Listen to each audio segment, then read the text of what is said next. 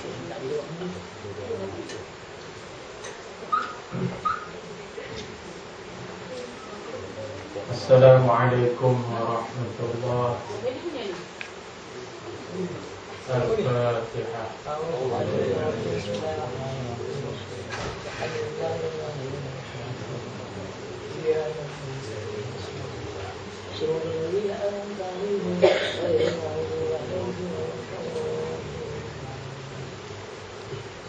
Bismillahirrahmanirrahim. Alhamdulillahi rabbil alamin wal 'aqibati lil muttaqin wa la 'udwana illa 'alal zalimin. Asyhadu an la ilaha illallah wa asyhadu anna sayyidana Muhammadan 'abduhu wa rasuluh. Allahumma shalli wa sallim 'ala hadzal nabiyil karim wa 'ala alihi wa sahbihi ajma'in. Amma ba'd. Ayyuhal mu'minun ittaqullah. Usikum wa iyaya bittaqwallah faqad fazal muttaqun. Qala Allah subhanahu wa ta'ala fil kitabil aziz. A'udzu billahi minasy syaithanir rajim. Kalla innal insana la yatgha ar-ra'ahu istaghna. Allah berfirman yang bermaksud, sesungguhnya manusia itu dalam keadaan melampaui batas apabila mereka berhadapan dengan kemewahan. Shadaqallahul azim. Yang dimuliakan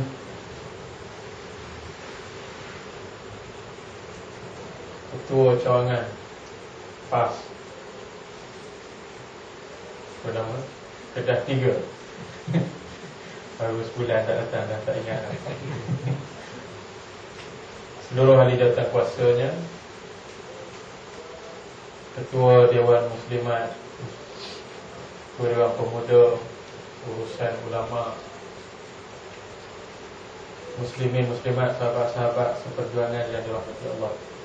Alhamdulillah, malam ini walaupun hujan, tak mematahkan semangat sahabat-sahabat untuk hadir. Alhamdulillah 10,000 malam ni nampak. Tak lagi semangat tu. Jadi malam ni tuan-tuan yang dirahmati Allah, saya diminta untuk menyentuh pengajaran daripada peristiwa besar yang pernah berlaku ke atas junjungan kita Nabi SAW, iaitulah peristiwa hijrah Rasul SAW. Satu peristiwa yang sangat signifikan. Bahasa sekarang ni dia panggil macam tu, ya? Maksudnya peristiwa yang boleh diambil pengajaran yang cukup banyak, boleh dijadikan panduan. Lebih-lebih lagi kita yang duduk di dalam saf perjuangan Islam. Kerana apa? Kerana selagi kita duduk di dalam saf perjuangan Islam ini, kita adalah sahabat kepada Nabi SAW. Itulah kelebihan kita berbanding orang yang tidak kita, ya? Bila kita berjuang bersama dengan ataupun satu aliran dengan Nabi SAW, kita adalah sahabat Nabi SAW, kerana perjuangan kita adalah sama, ya? Baik. Sepakat di kalangan para ulama, khususnya ulama-ulama sirah, mengatakan peristiwa hijratul Rasul SAW berlaku ke atas batang tubuh Nabi dan sahabat-sahabatnya yang beriman kepada Allah dan Rasul pada tanggal 2 Rabiul Awal, ya? Hijrah ni dia tak jadi dalam bulan Muharram, dia jadi dalam bulan Rabiul Awal. Antaranya dalam kitab Sa'id Ramadan Al-Buti ni, dia kata berlakunya hijrah itu pada 2 hari bulan Rabiul Awal bersamaan 20 September 600 31 Masehi. Itu tarikh yang disepakati oleh ulama-ulama sirah. Baik. Dan sepakat juga di kalangan ulama, antaranya yang masyhur mengatakan Nabi tiba di Madinah pada 12 Rabiul Awal, pada tahun yang sama lah. Ya. Maknanya perjalanan hijrah ini 10 hari 10 malam. Ya. Tolak 3 hari 3 malam, Nabi bermalam di Gua Sur. Makna perjalanan 7 hari 7 malam, seminggu lah. Ya. Baik. Walaupun peristiwa ini, ya, pada peringkat awalnya berlaku ke atas beberapa individu sahaja bersama dengan Nabi, tetapi ianya berperingkat-peringkat. Hijrah ni dia tak pergi sekali, dia tak bentuk satu kumpulan, keluar ramai-ramai, tak. Ya. Mula-mula Nabi, Abu Bakar, ya, dan ada beberapa orang sahabat lagi. Ya, mula-mula Nabi dengan Abu Bakar dia keluar. Ya, lepas tu keluar pula Abdul Rahman bin Auf. Selang beberapa hari baru Sayyidina Ali keluar pula. Ya, Sayyidina Ali, kenapa dia kena tunggu? Kerana Nabi, kerana arahan Nabi, supaya dia mengagih balik barang-barang yang disimpan, ya, oleh pemimpin Quraisy ini, yang disimpan di rumah Nabi. Ya, pemimpin Quraisy, dia tak percaya kroni dia. Dia tahu, ya, ketua cawangan dia tak boleh harap, ya, ketua bahagian dia tak boleh harap. Sebab tu dia simpan barang di rumah Nabi. Ya, disimpan di rumah Nabi. Dan oleh kerana barangan yang disimpan ini terlalu banyak, dan Nabi berasa salah kalau tidak dipulangkan semula, maka Nabi tinggalkan Sayyidina Ali, ya, untuk meneruskan amanah ini. Ya. Jadi sebab tu Sayyidina Ali dia pergi hijrah lewat sikit. Dia pergi tapi lewat sedikit. Ya. Baik. Walaupun ada pandangan yang berbeza di kalangan ulama berkenaan tarikhnya, yang itu tidak penting. Yang pentingnya peristiwa itu benar-benar berlaku. Ya. Soal berlaku bila, bulan berapa, tahun bila, itu tak penting. Ya, tak payah nak bincang benda-benda yang furuk ni. Yang kita nak bincang ni, ya, yang kita, ya, wajib percaya bahawa hijrah itu benar-benar berlaku kepada Nabi SAW. Ya, soal tarikh, soal bila Nabi pergi, ya, itu khilaf. Ya, tak payah kita nak bincang panjang. Baik. Kenapa perlunya Nabi keluar meninggalkan, ya, bumi kelahiran baginda? Kerana jawapannya yang pertama, arahan daripada Allah. Ya. Hijrah ni kerana menepati arahan Allah. Kalau Allah tak bagi arahan, maka tak wajiblah Nabi berhijrah sama dengan sahabat. Kedua, kerana nak cari tapak baru. Setelah dakwah Nabi ditentang secara keras-kerasan, sekeras-kerasnya oleh pemimpin Quraisy Mekah. Ya, dan Nabi terima tentangan yang cukup hebat daripada pembesar-pembesar Quraisy. Ya, setelah 13 tahun, ya, Nabi mula menanam benih-benih Islam. Nampaknya, ya, Mekah bukan tempat yang subur untuk benih ini naik, bercambah, ya, maka perlu cari pada tapak yang lain. Baik. Berlakunya peristiwa hijrah ini juga, ya, apabila bermulanya satu pakatan jahat ataupun konspirasi yang diatur oleh pemimpin-pemimpin Quraisy Mekah di rumah Ubay bin Kilab. Ya, Ubay bin Kilab ni seorang kita kata pemimpin besar Quraisy. Dia ni kira ahli dewan undangan negeri dia lah. Ya, boleh kata gitulah. Ya. Setengah pendapat kata perbincangan atau mesyuarat ini diadakan di Darun Nadwah.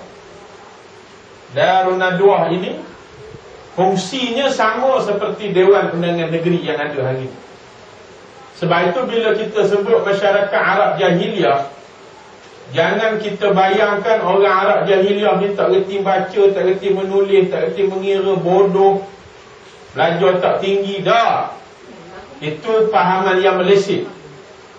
Ya, orang Arab jahiliah ni bukan tak reti baca, bukan tak reti menulis, bahkan mereka dah ada sistem hidup yang lebih baik, ya, daripada tamadun-tamadun lain.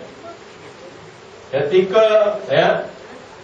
kita kata apa, sebelum kedatangan Nabi, Mekah sudah jadi ataupun sudah wujud, ya, sebagai kita kata apa, pusat perdagangan antara bangsa. Di Mekah ketika itu kata ulama-ulama sirah, dah ada sistem perparitan, ya, yang menyebabkan boleh mengelakkan banjir daripada berlaku. Ya, mereka dah ada sistem masyarakat yang baik. Mereka dah ada dewan undangan negeri mereka yang namanya Darun Nadwah. Di Darun Nadwah inilah dilantik wakil-wakil puak, kemudian mesyuarat, bincang apa undang-undang yang nak diguna pakai. Ya, dan mereka telah mencapai satu tamadun yang tinggi, hebat orang Mekah ni. Ya, jadi apa yang digelar mereka tu dengan jahiliah? Jahiliah mereka itu dari sudut moral mereka, ya, runtuhnya akhlak mereka. Kenapa runtuh? Kerana jarak ditinggalkan oleh apa, susur kenabian itu, ya. Oleh kerana Nabi Isa dengan Nabi Ibrahim tu lama sangat, dalam tempoh tu tak ada Nabi, ya, maka mereka mereka ubah agama, ya, mereka sembah yang bukan-bukan, ya, maka runtuh akhlak mereka. Nampak?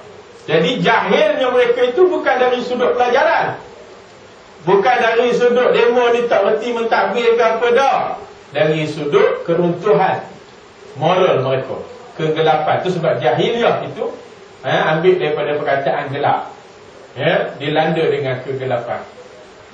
Jadi, ya, kita kena betulkan fahaman kita, ya, bukan kata jahiliah ini zaman macam orang, orang pakai baju apa, kulit rimau tu, ya, kain, lepas tu tak pakai macam yang digambarkan oleh, masyarakat kuno dulu. Ya, bukan macam tu, ya. Bahkan mereka jauh lebih baik. Atau zaman sebelum daripada mereka pun, kalau dilihat contohnya zaman Fir'aun, zaman Nabi Musa alaihi salam, yang lebih jauh daripada itu pun mereka sudah pahat gunung. Dah, kaum Samud mereka pahat gunung, jadikan kediaman mereka. Ya, kita lihat bagaimana kaum Nabi Musa alaihi salam, Fir'aun bina piramid, sehingga kan piramid itu, ya, jadi 7, ya, benda ajaib dalam dunia. Nampak?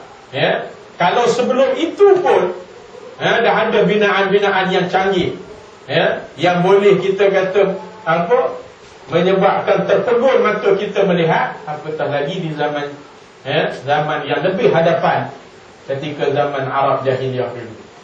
Ya, jadi jahil mereka itu kerana akhlak mereka. Baik.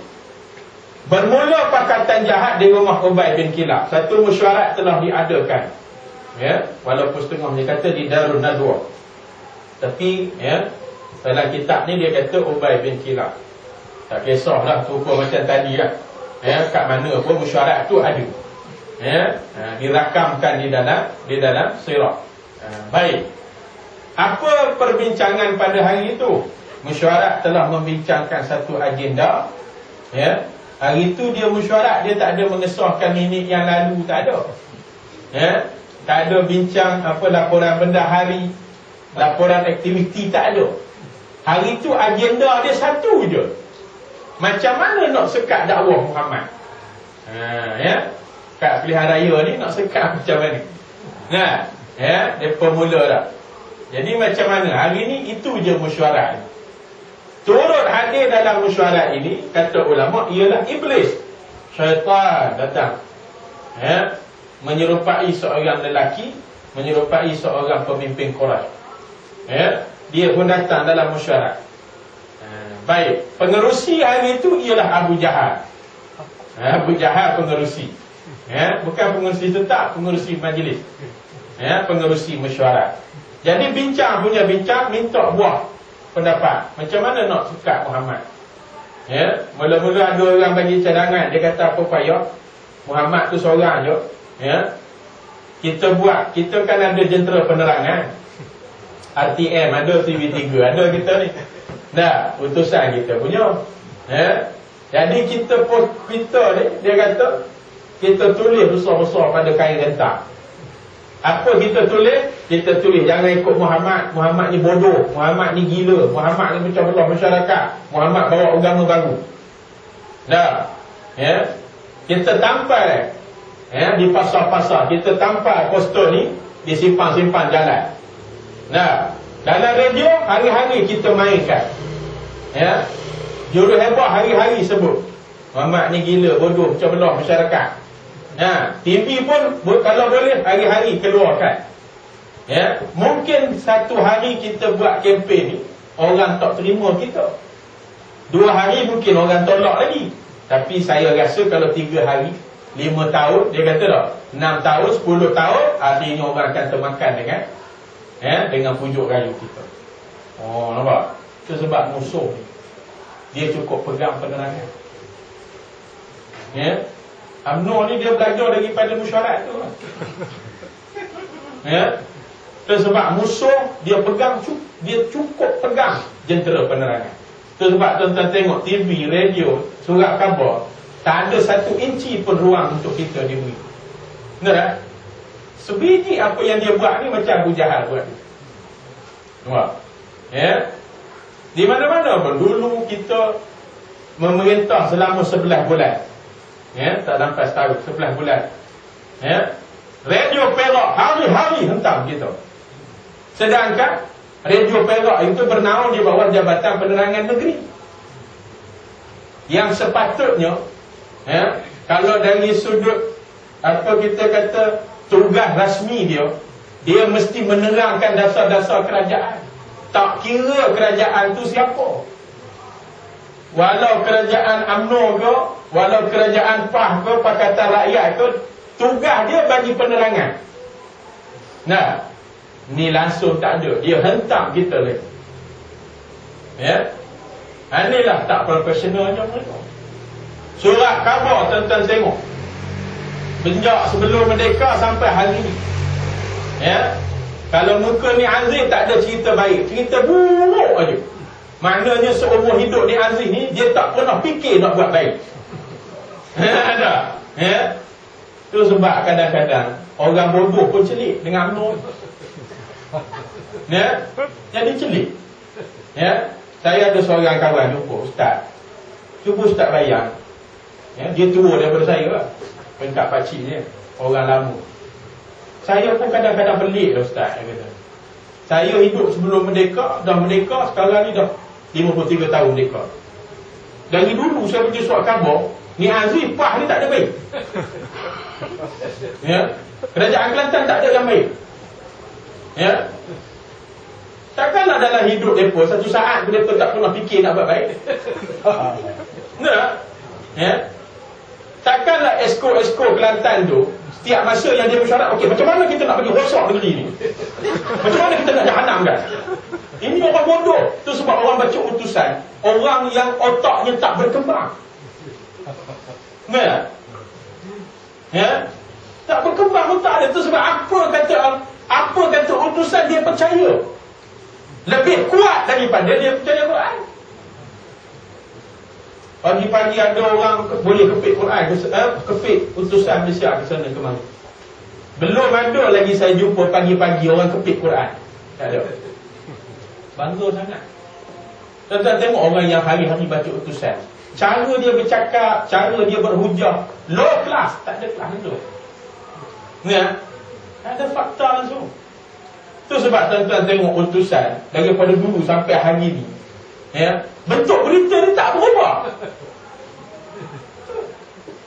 Saya usahkan utusan, orang jual utusan pun saya tak nak tengok. Ya. Ini apa bulu ada kot tengok semua dia. Ya. Betul tuan-tuan, tak berubah bentuk penyampaian macam tu. Sedangkan minda rakyat sudah jauh lebih ke hadapan. Nah. dalam Perhimpunan Agung UMNO baru ni. Ya. Dan tengok macam mana dia kata. Lihatlah dia kata sekarang ni ceramah-ceramah PAS dah tak ada sambutan dia kata. Tak macam awal-awal Anwar Ibrahim kena tangkap dulu. Dia kata ada seorang wakil Johor. Masa tu dia kata Mak Sarbu ceramah, saya ingat dia kata sampai 10,000, 20,000 orang hadir. Ya, tuan-tuan, sekarang ni ceramah dia bukan medium yang popular. Sebab apa? Sebab kita dah ada internet. Ya, sistem jaringan ini lebih pantas kita dapat maklumat. Ya, itu sebab tuan-tuan jangan rasa sedih. Kenapa sekarang ni buat ceramah dah tak ramai orang? Nah, lepas tu tuan-tuan kata yang datang-datang ceramah ni semua dah dah gigi tinggal 2 batang. Memanglah sebab depa ni orang-orang veteran ni depa tidak terdedah dengan teknologi. Jangan tuan-tuan rasa risau tengok budak muda dah tak ramai nak komputer dah. Tuan-tuan, hakikatnya mereka dapat maklumat lebih pantas. Kadang-kadang apa yang Mak Sarbu nak ceramah malam ni, point dia depa dah tahu dah. Dah tahu dah. Kadang-kadang dia kupas lagi hebat daripada Mak Sarbu. Nampak? Ya. Jadi sebab itu tuan-tuan, kita kena positif. Ya, tapi janganlah pula langsung tak buat program penerangan. Kena buat. Kena lebih-lebih dekat pilihan raya. Pilihan raya ni kita kena stopkan program penerangan tu kita kena perbanyakkan. Ya. Walaupun dia tak jadi medium ya. Itu sebab di Kuala Lumpur, tuan-tuan tengok kehidupan orang Kuala Lumpur. Saya pergi ke kawasan almarhum Dr. Lok Lok, kawasan Titi Wangsa. Saya tengok rumah-rumah flat. Saya kata demo ni bila masa demo ceramah Dr. Lok Lok. Macam mana dia boleh menang kapan? Nah, kita tengok demo parlimen. Opel ni tak balik lagi. 9 dekat pukul 10 kan baru balik. Ceramah pukul 10 dah mula dah. Bila masa dia dengar ceramah? Tapi macam mana dia boleh pangkap pak? Apa sebab? Sebab dia pun tak pergi ceramah. Memang tak pergi. Tapi dia dapat maklumat daripada internet. Itu sebab kita punya blog, kita punya laman sesawan kita kena update selalu. Orang dah hargakan maklumat. Ya. Ini ada blog buka tahun 2001 sampai lah ni gambar itu. Tak habis-habis. Kedah 3 bagus. Dah. Sebab saya tengok selalu. Dah 3 tambah pemuda saya tengok selalu. Dah. Sekarang ada teknologi yang lagi dekat dengan individu, iaitu Facebook. Facebook ni kita kena manfaatkan. Kita kena guna. Ya. Kalau boleh kita buat satu kursus. Biar setiap ahli kita ada Facebook. Nampak? Dan jangan kita memilih orang untuk add-kan dia sebagai kawan kita. Kita kena masukkan. Sebagai pendai kena masuk. Tak kira siapa, UMNO ke PAS ke apa masuk. Dia pun nak kawan kita pun masuk. Laki perempuan ke pondan masuk sebab dia bagi satu kita kata apa, bonus kepada kita. Saya tengok media Facebook cukup. Cukup boleh membantu kita. Mudah saja. Katakan besok pilihan raya, saya add, katakan saya punya senarai kawan-kawan dalam Facebook, katakan ada 12,000 seluruh dunia, katakan. Dia boleh semua dunia, mana-mana pun. Nah, besok nak pilihan raya, saya boleh hantar mesej pada mereka. Saya bagi tahu, masuk hadis sikit, masuk ayat Quran sikit, buat lambang PAS tu, pangkah PAS, kemudian saya enter dia akan berselerak 12,000. Nampak? Mungkin tak 12,000 akan buka, mungkin separuh 6,000. Tapi 6,000 tu cukup terkesan. Kita kena gunakan video. Itu sebab UMNO dia baru tergantuk kepala dia. Dia baru nampak. Dia kata, saya tengok Wakil Melaka baru ni. Dia bahas, dia kata apa? Dia kata PAS lebih ke hadapan menggunakan teknologi daripada UMNO. Memang betul. PAS ni satu kelebihan ahli-ahli dia yang muda-muda ni, dia pergi cekap komputer. Rupanya kita dah gunakan medium blog dan video ni lebih ke hadapan daripada UMNO. UMNO baru bercakap soal blog. Dia suruh cakap. Kita dah bercakap soal Facebook, Twitter, kita dah cakap. Tuan-tuan tengok pengaruh internet. Tuan-tuan kenal Ustaz Azhar Idrus. Tuan-tuan, dia tak pernah keluar TV. Ya. Kalau keluar memang bagus benar lah. Cepatlah kita menang. Ya. Dia orang Terengganu. Dia tak pernah dipromosi dalam radio ke, surat khabar ke, dalam televisyen ke, tak ada. Macam mana sekali dia turun, orang boleh dengar kuliah dia sampai berpuluh-puluh ribu orang. Baru ni tuan-tuan tengok di Surah Meru 2B. Ya. Macam mana orang boleh kenal? Orang kenal melalui YouTube. Itu sebab orang panggil dia Ustaz YouTube. Ya. Melalui internet. Ya. Tuan-tuan, sekarang ni Ustaz Azhar Idrus, dia search paling tinggi dalam Google. Ya. Dalam satu Google itu, orang, bila tuan-tuan mula tekan huruf U aja, mula-mula sekali Ustaz Azhar dia akan naik. Mula-mula sekali. Dan hits dia pernah sampai satu bulan, hits dia pernah sampai, satu ketika dulu pernah sampai 14 juta. Maknanya ada satu ketika orang cari nama Ustaz Azhar dalam internet seluruh dunia 14 juta. InsyaAllah. Allah tak kasih pun. Ya, 14 juta orang cari. Ya. Cuba bayar. Tapi orang ni tuan-tuan, dia ceramah tak ada dia angkat diri dia. Ya, dia tak ada pengaruh anak-anak murid dia. Tak ada. Sebab hebat. Kita ni bila ikhlas menyampaikan ilmu, Allah tahu nak bagi rezeki kat kita macam mana. Nah, ya. Lihat tuan-tuan pengaruh. Itu sebab tuan-tuan, antara keyakinan PAS di Terengganu, kita akan rampas balik negeri Terengganu kerana adanya tokoh seperti Ustaz Azhar. Sebab Ustaz Azhar ni tuan-tuan, dia jadi ikon pada budak-budak muda. Itu sebab kalau tuan-tuan tengok siri-siri kuliah dia, yang duduk depan ni tak ada orang tua. Ni macam sahabat-sahabat kita yang muda-muda. Ya, duduk tepi-tepi yang muda-muda. Ya, sampai dia nak masuk UIA pun, nak berceramah dalam UIA pun ada sekatan. Ya, satu kelebihan saya tengok dia. Ya, dia boleh jawab apa soalan yang kita bagi. Alhamdulillah. Ya. Dan saya tengok dia jarang sangat jawab. Ya, jawapan dia jarang sangat dia sebut haram tabligh. Dia takkan guna macam tu. Ya. Dia guna kaedah. Sebab daripada soalan dia tahu yang tanya ni orang muda ke orang tua. Ya. Orang muda ke orang tua. Contohnya ada soalan di UIA saya dengar, orang tanya dia, Ustaz, apa hukum bawa awek pergi kuliah? Awek ni takkanlah orang tua. Daripada soalan tu tahu dah yang tanya ni budak muda. Baik, nak jawab dengan budak muda ada ilmu dia. Sebab budak muda ni kita kena tarik hati dia. Kalau kita terus pancung dia kata haram, sekali itulah dia mari kuliah. Memang itu hukum kita tak nabi. Tapi ada cara kita nak jawab supaya jangan nampak keras, lembut sikit. Uslub kita kena sesuai. Dah. Dia kata boleh.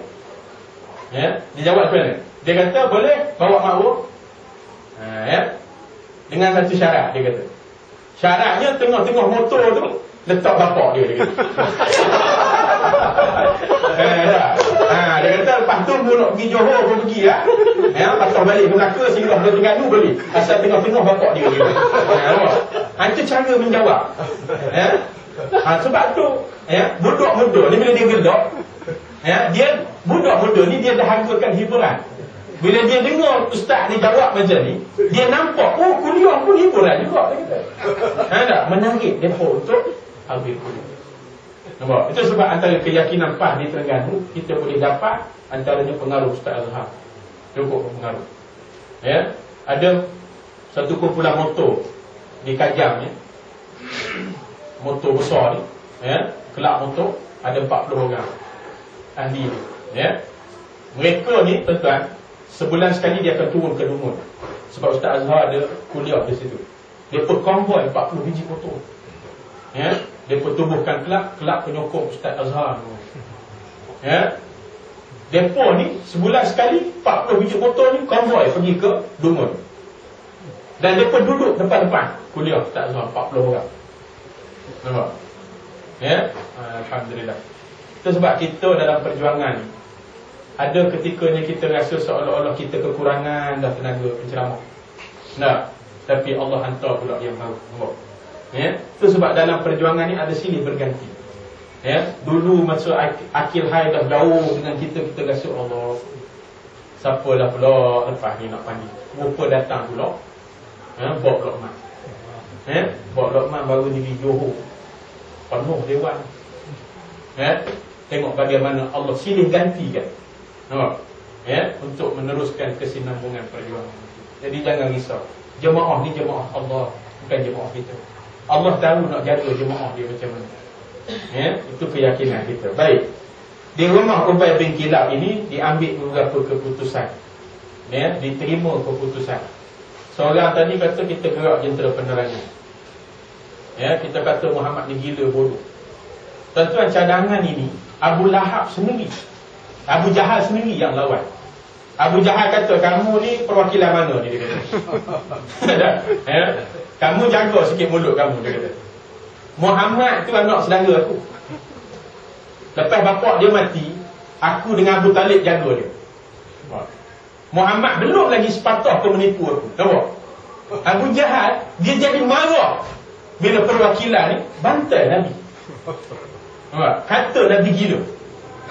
Dia kata, ya, kamu jaga sikit, dia kata. Kamu lempang je kamu kan, dia kata. Ya? Lepas bapak dia mati, aku jaga, dia kata. Dia belum lagi sepatah pun menipu aku. Dia bukan macam kamu. Itu saya tambah. Nak sedap gitu. Ya? Jadi tuan-tuan, ya, akhirnya cadangan pertama ditolak. Ya? Abu Jahal tambah lagi. Abu Jahal kata apa? Kalau kamu berhasrat nak buat kempen ni, aku nasihatkan tak payahlah, dia kata. Sebab Muhammad ni, dia dah dapat gelaran yang mulia di Mekah. Orang dah bagi gelaran Al-Amin pada dia. Ya? Agak lambat kamu nak jalankan, ya, nak jalankan kempen. Aku rasa orang Mekah takkan termakan. Nampak? Ya, Nabi dah ada nama yang baik. Ya, baik. Kemudian datang cadangan kedua, dia kata, apa payah, dia kata, Muhammad tu seorang je. Sekarang ni kita tangkap dia, kita penjarakan dia. Ya, kita gerahkan FRU kita, SB kita, tangkap dia, masukkan dia penjara. Iblis pula angkat tangan. Ya, Iblis kata tak boleh. Kita tak boleh penjarakan dia. Sebab kalau kita penjarakan dia, dia masih boleh ceramah. Nanti habis model-model asrama, model-model penjara ni. Ya, depa ni semua isi bola besok naya mampu kita dah. Nah, tak boleh juga. Ya. Cadangan ketiga ke, datang pula dia kata apa? Apa payah, kita tangkap buat daerah. Oh, buat daerah lagi payah gitu. Ya. Jangan dia kata. Kalau tukarkan dia ke batu gajah mampu kita yo. Nah, ya, lagi kuat dia berceramah. Besok dia buka cawangan lagi banyak gitu, mampu kita kata. Tak jadi juga. Akhirnya jadi buntu, tak tahu apa nak buat dengan Muhammad. Ya. Tapi macam mana pun dakwah ni kena sekat. Sebab dia sudah bahaya kepada masa depan politik mereka. Lalu apa cadangan yang terakhir? Dia kata gini lah, ada seorang. Cadangan ni berat sikit, dia kata. Tapi selesai masalah. Apa dia Abu Jahal ni? Kita bunuh je Muhammad. Iblis awal-awal angkat tangan. Saya setuju, dia kata. Nah, yang rajin setuju tu dia tu. Ya, saya setuju, dia kata tak. Ya. Lepas tu Abu Jahal kata, cakap mudah nak bunuh Muhammad. Tapi siapa yang nak bunuh dia? Muhammad ni, dia daripada keturunan Bani Hashim, keturunan yang paling mulia di Mekah. Kalau kita bunuh dia, aku risau nanti Bani Hashim akan tuntut bela atas kematian Muhammad. Akan berlaku pertumpahan darah yang lebih besar, dia kata. Siapa yang nak bertanggungjawab bunuh Muhammad? Iblis kata, apa payah mengurusi, relax, dia kata, minum. Ya, jangan gelabah, dia kata. Macam ni, dia kata. Sekarang ni yang datang adalah wakil-wakil puak masing-masing. Ada puak Banjar, ada Jawa, ada Hilir, tak? Kerawa, ada Minang. Macam ni dia kata. Setiap orang wakil ni, dia lantik pemuda tahan lasak, daripada puak masing-masing, lantik seorang. Jadi semua ada wakil, dia kata tak? Bila wakil-wakil ni dah ada, dia kata, kita bergerak sama-sama. Kepung rumah Muhammad, bunuh Muhammad. Masing-masing tikam Muhammad. Besok kalau berita Muhammad dibunuh keluar, bila orang tanya siapa yang bunuh Muhammad, semua terlibat, maka Bani Hashim tak boleh tuntut bela. Nampak? Ini konspirasi jahat yang dilakukan oleh mereka di Darul Nadwa. Akhirnya Abu Jahal pun dia setuju dengan cadangan. Dia kata bagus betul cawangan, bagus betul cadangan. Tuan cawangan mana ni? Dia tanya. Rupanya Kedah 3.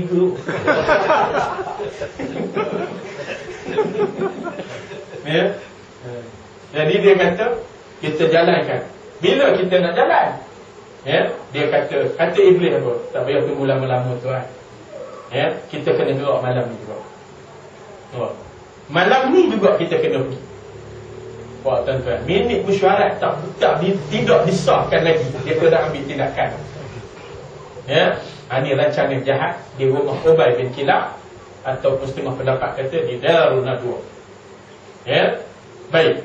Selepas mesyuarat, ada di kalangan ahli mesyuarat yang simpati dengan Nabi. Dia simpati dengan Nabi. Dia kata apalah salah Muhammad ni sampai dia nak dibunuh. Dia tak ambil harta orang, dia tak rokok anak gadis orang, dia tak ambil tanah sesiapa. Hanya dia bercakap Islam, wajarkah dia sampai tahap nak dibunuh? Satu perkara kita kena ingat tuan-tuan, musuh kita jalan akhir sekali dia akan bunuh kita. Ini yang berlaku pada pemimpin-pemimpin sebelum daripada kita. Tengok Ustaz Ibrahim Libya. Setelah ceramah dia disekat, tak masuk juga, tak boleh juga halang dia. Dibuat dia ISA, dikurung dia di tempat kediaman dia selama 2 tahun. Nampak gaya dia tak lembut juga, dia makin keras juga. Ingat tuan-tuan, senjata terakhir musuh dia akan bunuh. Payah sangat, dia dah cuba banyak kali tak boleh juga, akhirnya dia akan bunuh. Itu sebab senjata terakhir musuh kita, dia akan bunuh. Sebab tu di saat-saat ini tuan-tuan, UMNO yang sudah semakin kelemasan, tuan-tuan tengok ucapan-ucapan mereka cukup berbisa daripada mata pedang. Seolah-olah mereka ni dah dapat rasa mereka akan kalah dalam pilihan raya. Itu sebab ucapan pemimpin UMNO baru-baru ni, tuan-tuan tengok, mereka melahirkan keresahan mereka. Selepas 2 hari mesyuarat Perhimpunan Agung UMNO, Najib turun merasmikan Perhimpunan Pekidah. Dalam perhimpunan tu dia kata apa? Tuan-tuan, kalau UMNO jatuh dalam pilihan raya kali ini, UMNO akan jatuh tersungkur dan UMNO tak akan bangun lagi, dia kata. Ini pengakuan. UMNO tak akan bangun lagi, dia kata. Maka habislah riwayat, dia kata apa? Politik Melayu. Habislah riwayat raja-raja Melayu. Maknanya daripada ucapan mereka, mereka akan berusaha sedaya upaya untuk menang dalam pilihan raya ini. Dan kalau kita menang sekalipun, jalan yang akan kita hadapi cukup sukar. Mereka akan kacau kita, tuan-tuan. Itu sebab saya ingatkan, risiko kita sangat besar di hadapan yang sedang menanti kita. Tapi macam mana pun, insya-Allah, di mana kita katakan ini jemaah Allah, Allah tahu nak selamatkan kita. Jadi sebab tu tuan-tuan yang dirahmati Allah, musuh bila dia tak boleh nak sekat kita, akhirnya dia akan bunuh. Dia akan terakhir. Ini yang berlaku. Banyak berlaku. Berapa pimpinan kita yang terbunuh dalam perjuangan. Ustaz Ibrahim Libya sampai hari ini tak ada pembelaan. Mahkamah hasil sidang tak habis-habis. Perdana Menteri dah bersilih ganti berapa orang. Ini peristiwa yang kejam sampai hari ini. Baik, kalau saya tuan-tuan, kalau mereka tak nak bela keluarga Memali, tak apa. Biarlah keluarga Memali ini dapat pembelaan di sisi Allah besok. Tapi sekurang-kurangnya dalam peristiwa Memali kita kena ingat ada beberapa orang anggota polis juga terbunuh. Sekurang-kurangnya kalau kerajaan Malaysia, kerajaan UMNO di hati perut, dia bela polis yang terbunuh dalam peristiwa. Kalau dia tak nak bela keluarga Memali, tak apa. Ni keluarga polis ni, kita nak tahu peluru mana yang masuk, yang tembus dalam dalam tubuh berapa orang anggota polis. Sedangkan kertas putih dah dikeluarkan. Kerajaan Malaysia keluar kertas putih 2 minggu sebelum peristiwa Memali. Tujuan nak tutup supaya orang jangan cerita lagi hal Memali. Dalam tu dikatakan Ustaz Ibrahim Dewa beberapa dengan pengikutnya telah menggunakan senjata parang untuk menyerang pihak polis. Baik, kalau digunakan parang, mana datang peluru hidup? Peluru hidup datang dari mana? Yang tembus dalam anggota, dalam perut anggota polis. Itu yang kita nak tahu. Siapa dia yang tembak dia ni? Maknanya di situ wujud provokasi. Ini yang dinamakan zalim. Sudahlah mereka tak bagi pembelaan, mereka fitnah macam-macam. Warga Memali menanggung seksa yang berterusan sampai hari ini. Jadi itulah contoh cabaran-cabaran yang kita akan hadapi. Baik. Kemudian tuan-tuan, ahli musyarak yang simpati dengan Nabi, dia pergi cari Nabi, nak bagi tahu satu perancangan jahat telah disepakati. Lalu dia jumpa Nabi di pasar, lelaki ni. Saya lupa nama lelaki ni, tapi ada dalam sirah disebut. Lelaki ni jumpa Nabi di pasar. Apa kata lelaki ni? Muhammad, kamu tahu tak, pagi ni ada satu mesyuarat telah dijalankan di Darul Nadwa, dan satu keputusan telah diambil. Nabi kata, aku tahu. Kamu tahu tak apa keputusannya? Nabi kata, aku tahu. Mereka nak bunuh aku malam ni, betul tak? Tuan-tuan, kawan dia terperanjat. Macam mana kamu boleh tahu, Muhammad? Aku pada SB juga. Itu saya tambah tu. Dia terkejut. Nabi kata apa? Aku tahu dah. Sebelum mereka buat keputusan, aku dah dimaklumkan keputusan. Siapa yang maklumkan? Malaikat. Malaikat dapat dari mana? Allah yang bagi maklum pada aku. Apa kata lelaki ni? Benarlah kamu wahai Muhammad, dan benarlah Tuhan kamu Muhammad. Tapi tak beriman juga. Ni perempuan haram jadah mau gitu. Dia mengaku tapi dia tetap enggan nak beriman. Kemudian dia kembali. Dia kata apa? Belum dia balik, dia kata, Muhammad, kamu dah tahu dah kamu nak kena bunuh malam. Yang kamu boleh berjalan dekat pasar lagi pasal apa? Malaikat dah bagi tahu tadi dah. Pergilah cabut kamu. Yang kamu boleh berjalan cari ikan kering, ikan gelama ni pasal apa? Apa kata Rasulullah? Dia kata, aku ni Rasulullah, aku pesuruh Allah. Aku hanya bergerak mengikut arahan Allah, dia kata.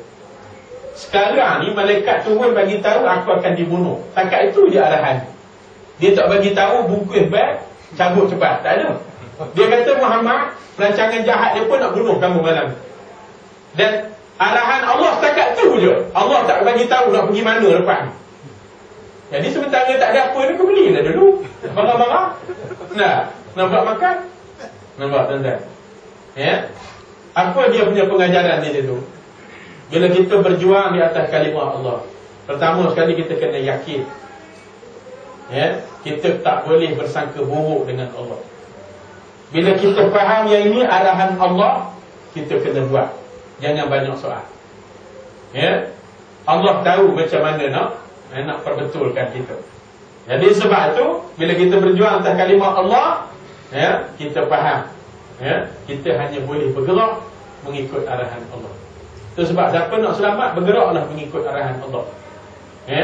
Itu sebab kata ulama-ulama sirah, kalaulah Nabi dapat berita daripada malaikat yang mengatakan dia akan dibunuh, lepas tu dia terus cabut lari, nescaya Nabi tak selamat. Yang kata Nabi selamat ni pasal ikut arahan Allah. Kita tengok sejarah Nabi Yunus alaihi salam. Dia berdakwah ke satu kampung di pulau. Dia tak tahan sangat dengan kejahatan orang di pulau. Ya, Allah suruh, Allah perintahkan dia keluar besok pagi. Tapi kerana tak tahan sangat, dia menyalahi perintah Allah, dia keluar malam tu juga. Akhirnya apa jadi pada dia? Oleh kerana dia bergerak tidak mengikut arahan Allah, dia ditelan oleh ikan Nun. Ya, motif dia kita kena ikut arahan Allah. Ya, kemudian Nabi balik. Dan selepas datang malam, orang dah berkumpul, dah kepung rumah Nabi, barulah turun arahan daripada Allah supaya Nabi keluar. Nampak? Ya, ini nama arahan Allah ni. Ya, dia pelik. Nah, kadang-kadang apa yang Allah suruh tu memang tak kena dengan akal kita, tak sesuai langsung dengan akal. Ya, tapi oleh kerana arahan, wajib kita ikut. Oleh kerana wahyu, wajib kita ikut. Memang banyak benda yang diputuskan agama ni, ada di antaranya yang tak sesuai dengan kepala otak kita. Kita tak boleh terima, tak logik. Ya, contoh dalam bab ibadah. Ya, ada orang ni, ya, dia terlupa. Ya, dia terlupa yang hari tu hari Jumaat. Ya, malam Jumaat dia ingat. Ya, hari Jumaat dia tak ingat. Ya, jadi dia sibuk dekat kebun dia. Orang dah azan Zuhur dah, azan nak sembahyang Jumaat. Dia terlupa. Ya, lalu orang tegur dia. Pak Mat, orang dah azan tu, nak sembahyang Jumaat, hari ni hari Jumaat. La ilaha illallah Muhammad Rasulullah. Aku lupa, dia kata dah. Ingatkan hari ni hari Sabtu. Ya, lupa hari Jumaat. Dia pun bergegah-gegah balik ke rumah. Ya, dia tak sempat mandi, tangan pun bertanah-tanah lagi. Tanah tak najis dah. Ya, dia cuma sempat ambil wudu. Dia ambil wudu. Tapi tak ada najis, okey. Ada mandi tidur apa tidur berpeluh-peluh bukan najis. Ya, dia faham fiqh. Dia fikir ada dia pun saru jubah apa dia. Dia terus tak betul terus pergi. Siap baca khutbah pagi. Dia imam bertugas rupanya.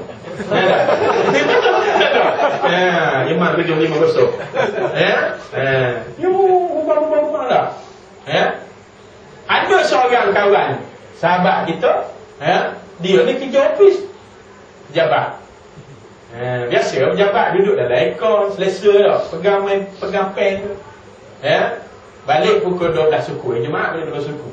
Kadang tak ada 12 suku 11.45 habis cabut dah. Biasa tu dah. Alasan apa ambil anak. Itu terus balik.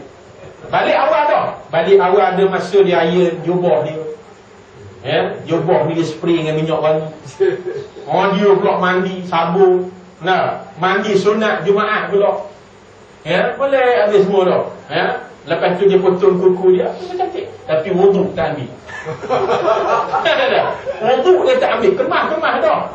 Cantik dah. Pergi pun tak berpeluh elok selesa. Dia sembahyang sebelah Pak Mat. Pak Mat dia tadi kesan tanah pun ada lagi. Peluh-peluh Pak Mat pun ada lagi. Bau badan pun tak berapa nak sedap. Tapi sembahyang mana yang Allah terima? Sembahyang Pak Mat ke sembahyang budak kerja ni? Sembahyang Pak Mat Allah terima. Kalau tanya akak kita mana boleh. Dia dah elok. Dia dah mandi tadi. Elok air dia tak ada.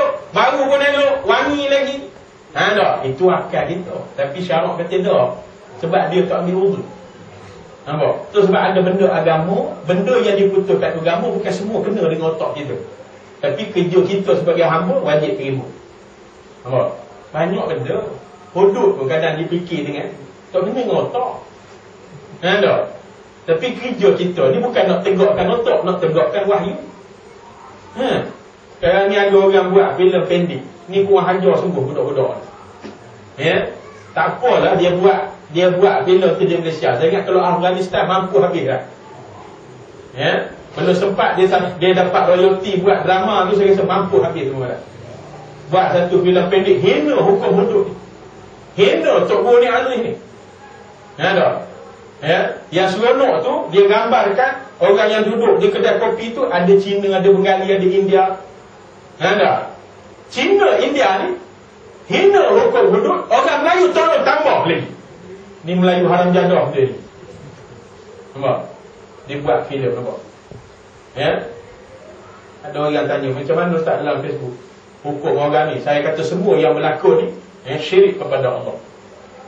Ya, dia telah murtad kepada Allah. Wajib mereka ni perbaharui syahadah, bertaubat dengan taubatan nasuha. Dan minta maaf balik pada orang-orang yang berjuangkan Islam, kerana mereka benar-benar ikhlas. Ni sampai tahap macam tu. Cukuplah kita menolak tu, cukup dah. Sampai nak buat filem, nak hina hukum Allah ni, sehina-hina ni, pasal apa? Kita ni lawan PAS ke lawan Allah? Yang kita buat ni, kita lawan PAS ke lawan Allah? Sedar tak kita buat filem tu sebenarnya kita melawan Allah. Hudup bukan hukum PAS. Baik, kalau tak nak buat, diam, cukup. Kalau wartawan tanya, macam mana komen anda tentang hudup? No komen, kata tak. Senang. Kita tak tambah dosa. Kita dapat dosa satu je, tolak hukum. Ini dok, tolak, hina, cerca pula tu. Lepas tu kutuk pula orang yang nak buat hukum. Nampak? Berapa dosa yang kita ada kat situ? Sebab kita tak tahu lebih baik kita dia. Baik. Bila rumah Nabi telah dikepung, baru turun arahan Allah supaya Nabi keluar. Dan Nabi keluar ketika rumah sudah dikepung, setelah menerima arahan Allah. Walaupun rumah dikepung, tapi Nabi selamat keluar. Tu kata kalau ikut akal memang tak boleh keluar, rumah dah kena kepung.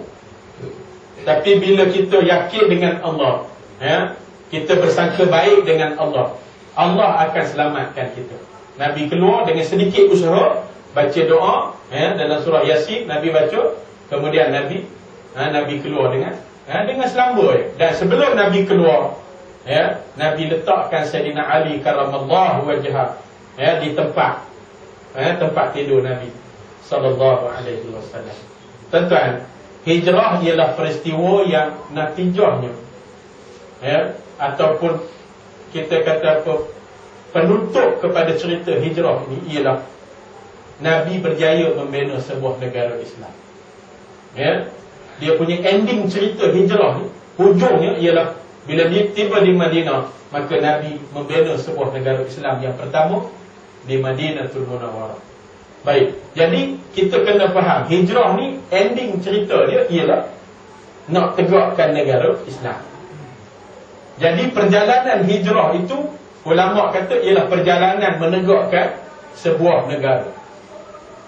Jadi Nabi sedar nak bina sebuah negara, dan ini adalah negara Islam yang pertama, Nabi perlu memilih watak-watak yang peringkat awal ini. Dan watak-watak ini mesti digabungkan, digabungkan semua golongan lapisan, supaya tak ada orang yang tertinggal dalam tanggungjawab nak bina negara. Itu sebab Nabi pilih watak-watak. Semua watak-watak ini adalah mewakili semua lapisan golongan. Nabi letakkan Sayyidina Ali mula-mula sekali di tempat baring Nabi, gantikan tempat tidur Nabi. Maka kata ulama, Ali ketika itu mewakili golongan pemuda. Kenapa? Kerana umur Ali masa tu baru 11 tahun. Ada riwayat kata 12 tahun. Nampak?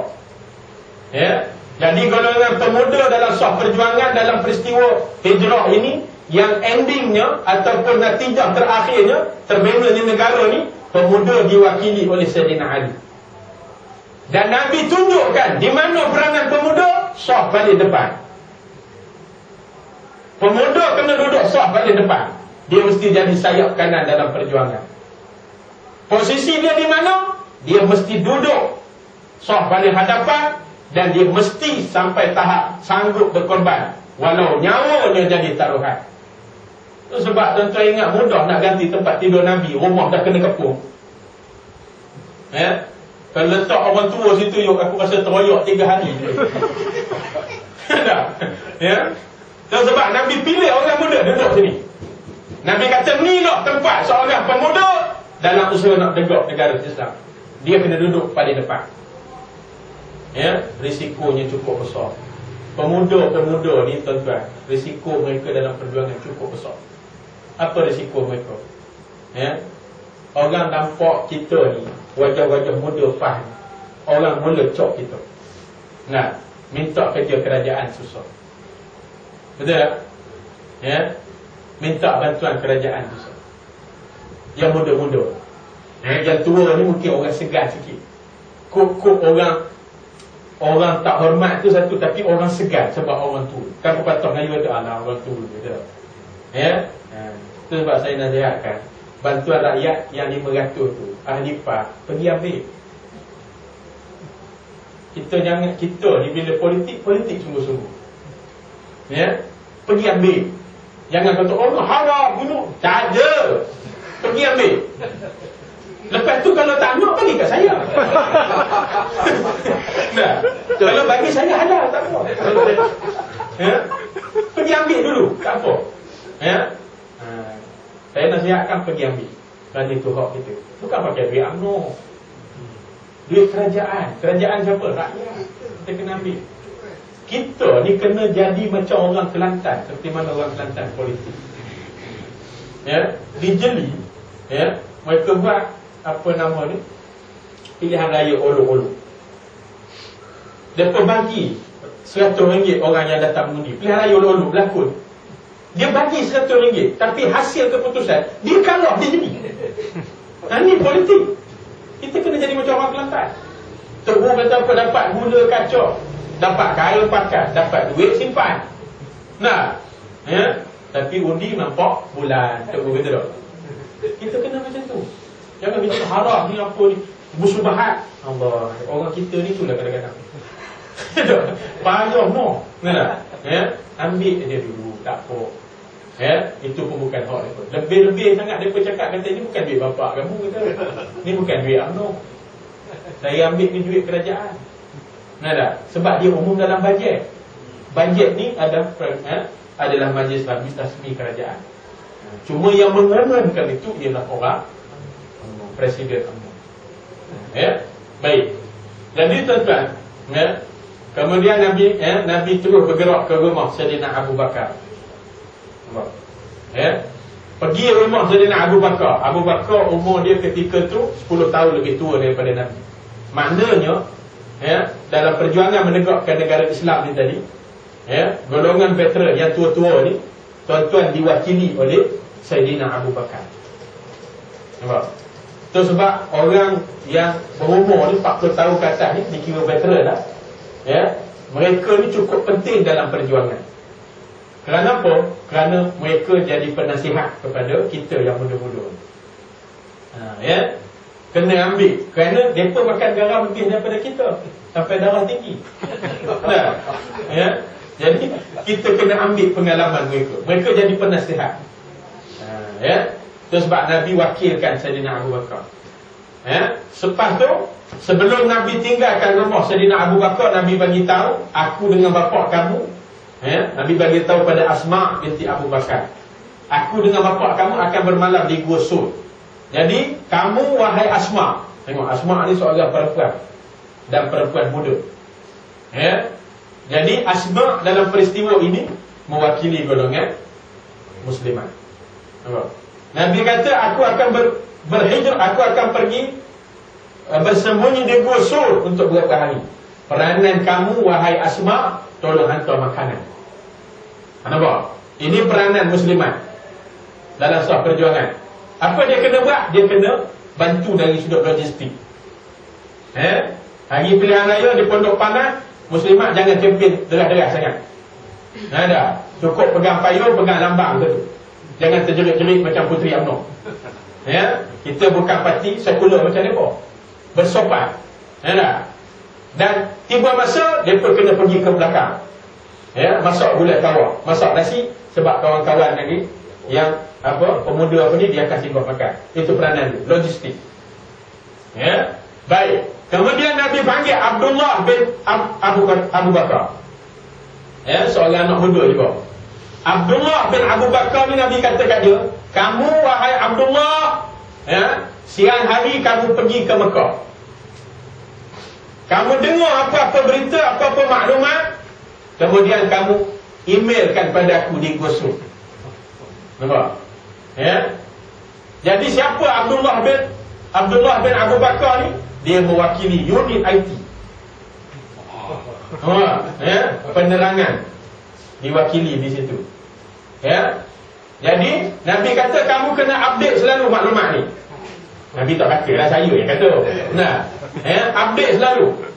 Hantar email pada aku, maklumat-maklumat aku hantar pada aku. Bagi tahu apa rancangan yang dirancang oleh musuh kita. Tengok, unit IT berperanan bagi maklumat. Baik. Kemudian Nabi pergi ke mana pula? Nabi pergi ke rumah seorang sahabat. Dia ni seorang yang gedebel, tapi dia ada pelihara kambing. Nabi ajak dia hijrah. Dia ni gedebel ni apa dia? Apa samsing? Pemuda tahan lasak. Dia ni boleh banyak kambing. Peranan dia apa? Nabi kata, kamu ni bawa kambing-kambing kamu ni, tolong tutup tapak-tapak kaki kita yang jalan. Siapa dia ni? Dia ni mewakili unit amal. Nampak? Strategi ni unit amal. Nak bagi selamat pimpinan, unit amal. Nak bagi jalan jangan jam, unit amal. Kemudian Nabi anjak pula Abdullah. Nabi anjak pula siapa ni? Abdul Rahman bin Auf. Siapa dia Abdul Rahman bin Auf? Abdul Rahman seorang ahli korporat, seorang profesional, ahli perniagaan. Nabi ajak dia sekali. Nampak? Jadi dalam perjuangan ini, dalam sah perjuangan hijrah ini, golongan profesional, golongan kita kata apa, ahli perniagaan, datuk-datuk, datin-datin, mereka ni juga perlu diajak dalam perjuangan. Nampak? Itu sebab hari ni dalam PAS banyak cikgu, banyak doktor, lagi banyak engineer, banyak datuk dah, Datuk Seri pun ada dah. Ini golongan-golongan yang diwakili oleh Abdul Rahman bin Auf. Baik, satu lagi golongan yang kita tak boleh lupakan, yang mereka juga berperanan. Peranan mereka tak boleh ditolak dalam usaha nak tegakkan negara Islam. Siapa dia? Kata ulama, setelah Nabi keluar daripada Gusur, Nabi singgah di satu kampung. Saya tak ingat nama kampung ni. Di kampung tu ada dua jalan yang bercabang, sehingga Nabi tak tahu nak pilih jalan mana. Nabi tak tahu. Wahyu pun tunggu 2 hari, wahyu tak turun di kampung. Sehingga